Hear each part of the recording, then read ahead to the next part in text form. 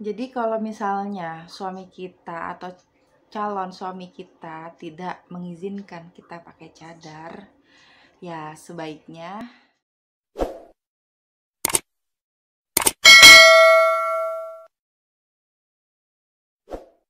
Assalamualaikum warahmatullahi wabarakatuh. Welcome back to my channel, Mahijrah Tujana Official.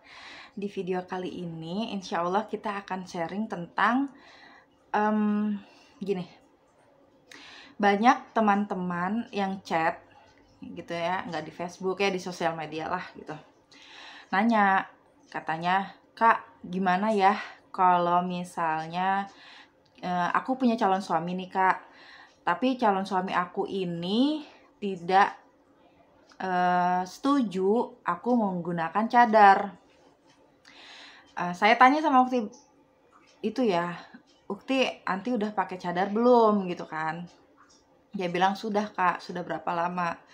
"Ya, alhamdulillah sudah lumayan lama," gitu kan. Nah, jadi gini nih. Kalau aku pribadi ya, Ukti, misalnya aku yang jadi dirimu ya, saya sudah bercadar gitu kan sebelum saya menikah gitu kan. Saya sudah bercadar sebelum saya menikah, dan untuk ada di titik ini perjuangannya luar biasa gitu kan. Bukan yang sedikit gitu kan. Ya, yang kalian rasain sendiri gimana sih perjuangannya untuk kita dari pakaian nggak berkerudung sampai dan akhirnya kita bercadar, dari hujatan teman, saudara, orang tetangga dan lain-lain gitu ya. Pokoknya intinya perjuangan kita untuk sampai di titik ini, kita sampai bercadar gitu kan luar biasa banget nih Ukti. Nah, kenapa ketika kita mau menikah gitu ya, ketika kita mau menikah kita harus mencopot cadar yang sudah kita perjuangkan selama ini gitu kan.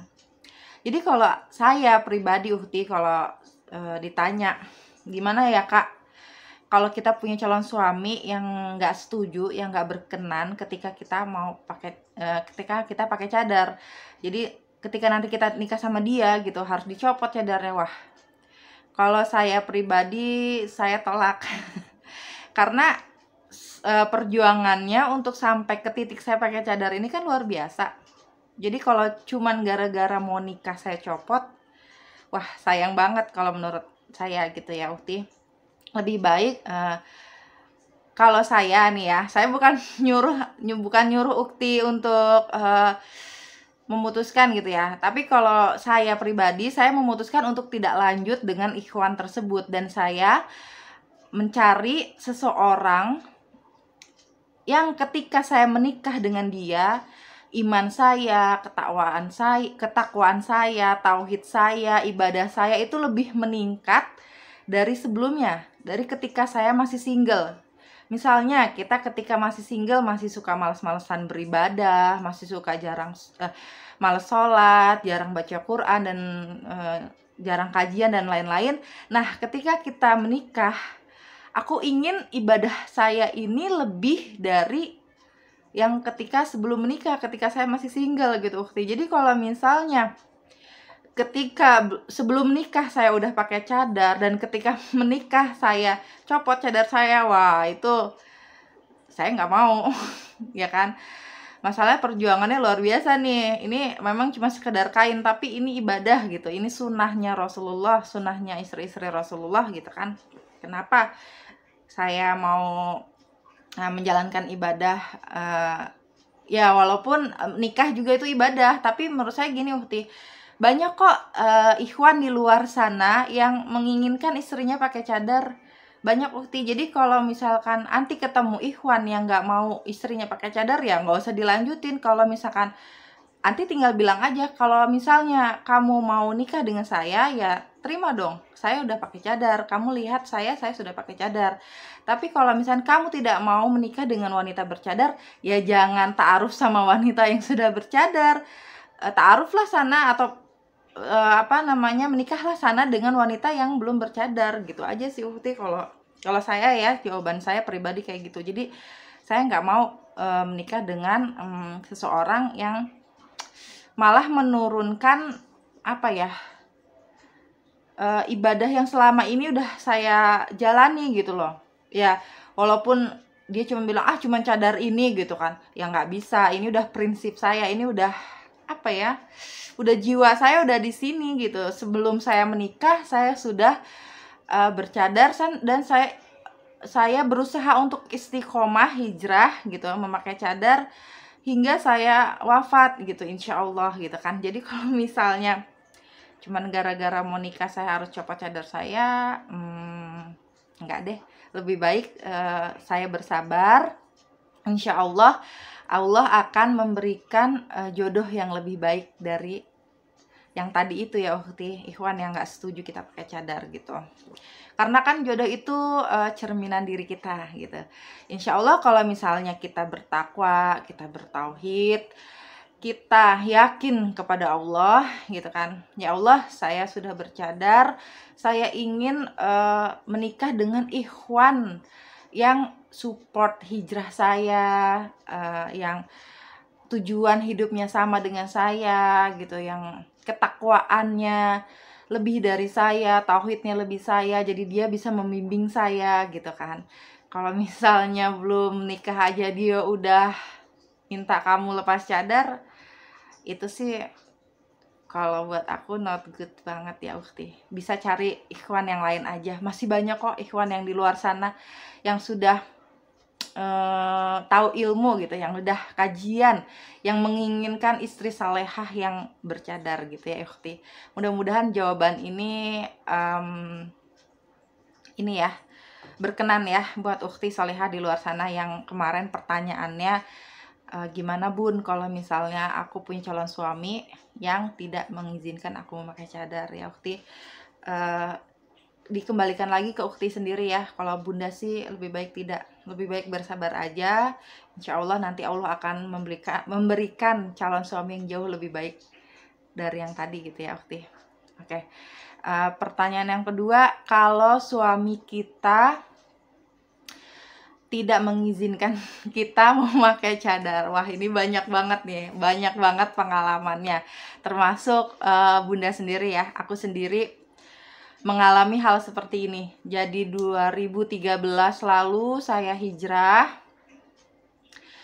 Terus saya ikut kajian, dan saya merasa saya lebih nyaman nih kalau pakai cadar gitu. Saya pengen hijrah saya ini sempurna gitu. Saya ingin menjadi wanita sholihah gitu kan. Pokoknya yang terbayang dan terbesit di kepala saya itu, di hati saya itu, wah kalau saya pakai cadar saya lebih nyaman gitu. Saya merasa lebih bertakwa, merasa lebih gimana ya, di dalam diri kita sendiri gitu loh. Lebih apa ya, kalau kita sih bilangnya lebih nyaman, lebih apa ya, ya pokoknya kayak gitulah.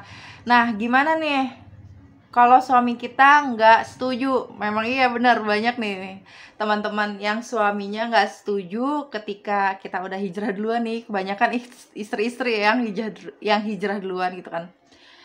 Terus ya bersabar. Soalnya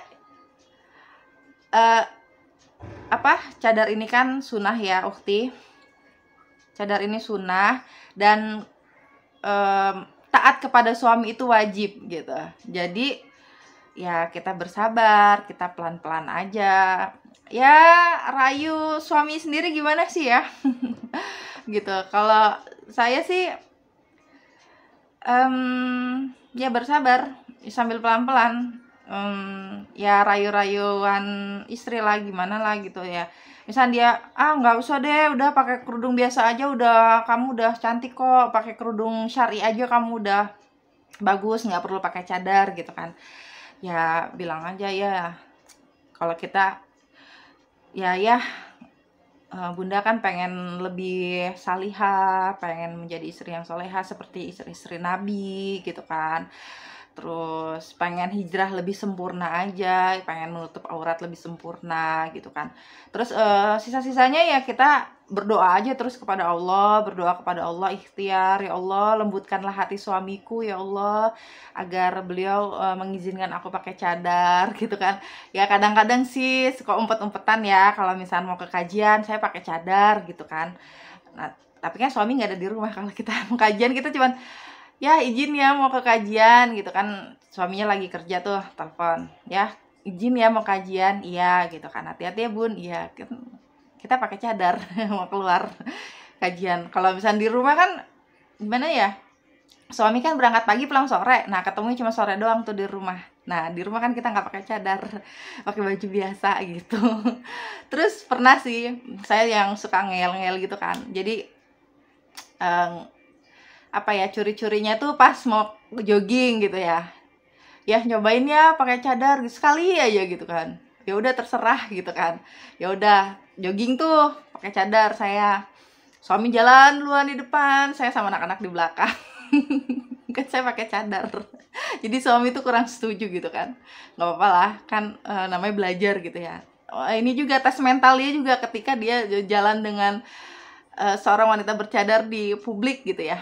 Udah gitu ketika ke mall nih, misalnya ke mall gitu, ya dia jalan duluan, kita di belakang. Kan pakai cadar, dia belum siap kalau istrinya pakai cadar, nggak apa-apa lah, yang penting nggak marah-marah banget gitu kan suaminya, nggak ilfil banget. Dan gitu kalau misalnya kita mau ke rumah mertua gitu kan, ya boleh ya pakai cadar, ya udah setengah jalan aja ya, nanti kalau udah di tengah jalan dicopot cadarnya, soalnya di kampung belum, masih awam banget gitu, keluarga juga masih awam banget, ya udah nggak apa-apa. Dicopot cadarnya di tengah jalan. Tapi dari rumah udah pakai cadar nih ya kan, setengah jalan set sampai pertengahan udah mau deket ke rumah mertua, cadarnya dicopot, ganti aja masker gitu. Ini gitu sih ya, tapi lama-lama alhamdulillah gitu, suami setuju. Tapi ingat ya teman-teman, ini cadar kan sunnah ya, taat kepada suami itu wajib, jadi kita harus mengutamakan yang wajib gitu ya teman-teman. Kecuali kalau suami itu apa ya, kita tidak boleh taat kepada suami ketika suami menyuruh kita untuk melakukan misalnya maksiat, musyrik, syirik gitu, apa tidak menutup aurat. Nah itu kita tidak boleh mengikuti perintah suami, tidak boleh taat sama suami ya kalau misalnya sama hal-hal yang buruk-buruk gitu ya. Tapi kalau hal yang baik-baik ya harus taat lah sama suami ya kan. Gitu. Jadi cadar ini kan sebenarnya bukan hal buruk sih, cuman kan karena suami kan belum siap, ya nggak apa-apa, yang penting suami tetap mengizinkan kita pakai gamis, pakai kerudung syar'i, ya itu udah alhamdulillah. Kalau masalah cadar ya pinter-pinter kalian aja ke suaminya gitu ya, ngerayunya. Kalau kayak saya gitu-gitu gimana gitu ya. Gitu, nakal-nakal dikit lah. Tapi ya kalau suaminya nggak marah-marah banget, kalau suaminya marah banget ya jangan, lebih baik nggak usah dulu. Tapi kalau curi-curi kayak tadi tuh, misalkan dia lagi kerjaan terus kita kajian pakai cadar, ya nggak apa-apa, kan suami nggak ngeliat. Yang penting kan kita izinnya memang mau kajian gitu kan, gitu ya. Semoga video ini bermanfaat buat teman-teman semua. Barakallahu fikum. Terima kasih buat teman-teman semua yang udah stay dan support channel ini, Masya Allah. Semoga nggak bosen ya kita sharing-sharing tentang cadar, tentang hijrah gitu ya, karena memang apa ya, sesuai pengalaman saya sendiri gitu ya di sini. Jadi kalau misalnya ada yang kurang berkenan ya mohon dimaafkan, kesalahan datangnya dari saya, kesempurnaan hanya dari Allah. Dan buat teman-teman semua yang punya pertanyaan gitu ya dan ingin dijawab videonya, dan biar kita bisa sharing-sharing juga ke teman-teman yang lain, silahkan komen di bawah ya teman-teman, komen di channel ini, komen aja video apa yang kalian pengen aku buatin. Terus misalnya ada pertanyaan apa, nanti insya Allah aku jawab di video, supaya kita semua bisa sharing ya teman-teman, bisa belajar ya, sharing ilmu pengetahuan dan pengalaman lah ya gitu teman-teman. Dan yang baru ketemu dengan channel ini, mohon doa dan dukungannya dan juga supportnya teman-teman semua. Masya Allah, semoga jadi amal jariah untuk kalian semua yang ada di luar sana yang udah nonton channel ini. Bantu subscribe, like, dan komen, dan juga share. Yang terpenting itu adalah share biar menjadi amal jariah untuk aku dan juga kalian semua yang udah share video ini. Oke teman-teman, barakallahu fikum. Assalamualaikum warahmatullahi wabarakatuh.